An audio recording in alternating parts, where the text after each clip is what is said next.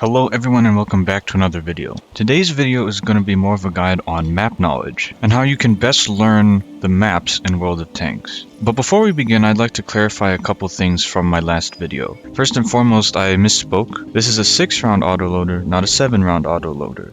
My mistake, guys. I'm still learning too. The second thing is regarding free experience. I should have clarified, for me in my situation, free experience is kind of a waste of money for me because currently I just work part-time, so I don't really get paid a decent salary compared to the average job, relatively speaking. I still get paid a good amount, I would say, but again, I'm only working part-time, so the amount of money that I make isn't the most substantial thing in the world. And so for me, I would prefer to not constantly spend money to get free experience to get vehicles faster. Now, if you do get paid a salary and you work full-time and you get paid a rather substantial amount of money, then go ahead and use free experience and accelerate how fast you get your vehicles. I'm not stopping you. I was just saying, for me in my situation where I would be better off saving more money, it's best for me to not constantly spend so much in order to quickly get experience through free experience to get more vehicles. Now, I'll admit, I actually did use free experience a lot just to accelerate how quickly I got this thing. I mainly got World of Tanks to play the Tiger II because I really wanted to play this historic tank. But once I got it, and even the E75 afterwards, I realized, okay,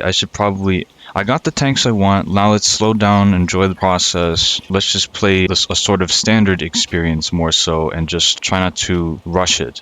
Let's learn how to play the game better, etc, etc. So for me in my financial situation, taking this sort of route into the game made more sense for me. Now, yes, I still do use premium, but that's because, honestly, even for someone who works part-time, I can still afford to pay like $12 a month.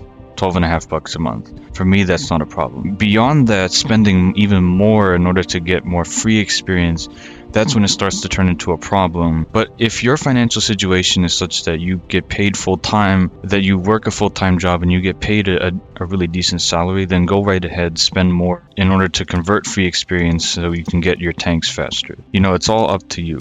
The next thing I should clarify is, when I said focus on damage and not winning, I didn't mean that winning a battle and getting kills didn't give you anything. They do give you extra. You know, you'll get paid more in credits if you get kills and if you win a battle. I didn't say that wouldn't happen. However, if your focus is more on damage rather than getting kills or winning the battle, in general, you will more often win games and get more kills. When you focus on damage, those two other things will kind of come naturally more often. And now, I just played a game that's a perfect example of why I say it's better to focus on damage more. Like, this is the absolute perfect example right here. Look, I only did 1,000 damage, no kills, and we lost the game. I still profited. I even managed to complete a daily mission with this battle. Could it have been more if we won and if I got more kills? Yes, absolutely. But sometimes, and I'll get into this in the video, sometimes it's just not really under your control what happens in the game. But to me, this is a win. It was less than 5 minutes, this battle. And it wasn't 5 minutes that was wasted in my mind, because I still got something out of this. I got some money. I basically netted about 7k out of this game if you include the reserve stock. And I urge all of you to kind of shift your focus in this way, because the more often you have these personal wins, the more enjoyable the experience is for you. So does me saying this make me sound like a filthy casual? Yes. And you know what? I'm damn proud to be one. I tried being a competitive gamer back when I played CSGO, and pretty much all the time I would just end up smashing my desk and throwing Cheetos across the room. I'm not even kidding. It's just not a healthy way to play a game if you're being competitive all the damn time. I want the best scores, the best performance. Lower your expectations for a game. You should play video games to enjoy them, not to suffer. And so that was my point when I said focus on damage and not kills. I should have clarified that a little more. Again, let me know in the comments if you agree with this mindset, but for now, we're gonna move on to the main point of the video, which is learning map knowledge. 5 ways to gain map knowledge in World of Tanks. Whether you're playing World of Tanks, War Thunder, World of Warships, Battlefield, Call of Duty, heck, even Escape from Tarkov, map knowledge is the absolute king in any PvP video game. it's even more important than the vehicle or gear that you bring into the game itself. Now, with there being so many maps and so many different possibilities depending on the vehicle you're in, it can feel quite daunting to learn everything possible when it comes to being effective on the map in World of Tanks. But luckily for you, I have some ways to help you learn map knowledge faster. Number 1, watch other YouTubers play. This is one of the quickest and easiest and most entertaining ways to gain map knowledge, and in a way it doesn't really require you to play at all. Now you can watch guys like Quickie Baby or Skillfoil2, and they'll certainly have a lot of insights and great commentary and great tips on mentality when you're playing, so as to not rage too much and stay calm when you're playing. But another YouTube channel that I really highly recommend is Lantro World of Tanks Replays. Basically what this guy does is he literally will just post replays of people's best games. There will be no commentary, and all you have to do is watch. And pretty much every vehicle in the game, most likely, has a replay on this channel, as long as it's level 5 or above, I believe. All you would have to do is go to his channel and go to the search and just search whatever vehicle you want. For example, if you want any of the Strichfang vehicles, there's probably a replay for it. And you can watch how somebody plays the game without any commentary to maximize their score in the game. So YouTube, as always, is one of the best resources for gaining video game knowledge. Number 2, watch your own replays back. World of Tanks is great in that it allows you to record replays at all. Your own replays and your own mistakes can be great information to help you improve later on. If you want the game to record replays for yourself though, by default it won't actually do it for you. You'll have to go into settings and figure this out. Luckily it's quite simple. It's right in the general tab first thing when you open up the settings menu. Scroll all the way down, and here in the bottom left it'll say enable battle recording. Here you can have the option to just record the last game you played and it'll delete everything else. But of course I'd recommend just hitting all and having it record and save all of your replays. And then of course the third option is none, which it's default set to. Once that is set up, then essentially if you just go into your Explorer and you just go to where World of Tanks is saved, usually it's in a games folder and then it'll say World of Tanks. Right here inside World of Tanks there'll be a replays folder, and in it will be all the replays that you've had ever since the last time you cleared out this folder and deleted everything. But they'll all be here, and literally just double clicking on them will open the replay. So again, watch your replays back, learn what you did wrong and what you could have done better, whether you win or lose. And this sort of goes along with number 3, but if you can get something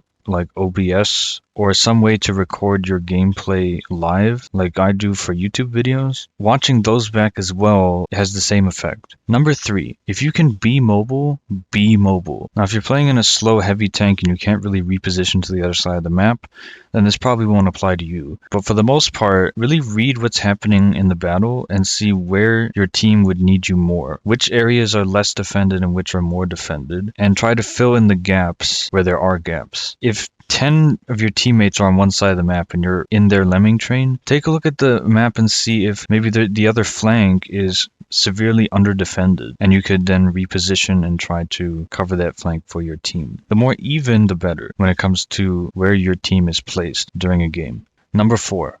There is no replacement for actually playing the game and learning through losing. We're kind of lucky with World of Tanks that there isn't really that much matchmaking anxiety, because the game doesn't really punish you all that much for losing compared to many other games. Thus the fear of actually going in and playing hopefully is a lot less for most of you. But at the end of the day, the more you play, the better you'll get, the more experience you'll have with maps, and the more you'll see what spots are good and what spots aren't. Even if it's not really matchmaking anxiety and you would just normally not have that much time to play a video game, again, World of Tanks is great because matches last 10-15 minutes at the most. Each game is a manageable chunk of time that you can plan around, instead of like a game of Escape from Tarkov, which could take up to half an hour or 40 minutes. These games are short and sweet and very easy to plan around. And so hopefully none of you have too much trouble actually playing the game a ton, but every map you play, every time you play, really absorb something. Really think about the spot you were in and if it was useful or not to your team. So again, there's no replacement for actually playing the game instead of just watching other people play. Take what you learned from watching those people and apply it in your games as much as you can, and really try to remember what it is they did to get the score that they did. Take notes if you have to, even. It will pay dividends later on. Number 5. You will not win every match. The reason it is impossible to win every game is because sometimes you will spawn in and the game is decided right then and there. There are losing spawns and winning spawns on a lot of the maps. And of course, that in itself is a problem that wargaming has yet to really address. But it just goes to show that it's best to lower your expectations when you play World of Tanks. And why I say you shouldn't focus on winning, because sometimes you just cannot win. The moment you spawn in, you know you're going to lose. And so all you can do then is try to maximize how much damage you do for both spotting and dealing damage yourself. Again, take the example game that I showed at the start of this video. You should always shoot for having some minor positive come out of every game. Even if you don't even profit off of a game, you literally did no damage, think about what you could learn. Maybe you crossed through an open area that you thought wasn't too exposed, but ended up being ultra exposed. You learn something then. Have takeaways from every battle, something to learn. And if you can take away a positive from the battle as well, then really be content with that positive. Luckily, in World of Tanks, it's a lot easier to take away positives than in most other games. Again, with that example battle, I at least profited a tiny amount, but I still technically gained something out of those few minutes that I was playing. In the end, have low expectations and do what you can, and I guarantee the game will be a much more enjoyable experience. But for now, that about wraps it up. Feel free to hit the like button, subscribe, and comment on the video. Do you agree with my list or do you disagree? Let me know in the comments below, as I've heard it helps out a lot with the YouTube algorithm. In the next couple days, I'll be posting a couple more Ace Tanker videos or Ace Tanker games that I got recently. But until next time, I want to thank you all so much for watching. My name is Zarir, and I'll see you all next time in the server.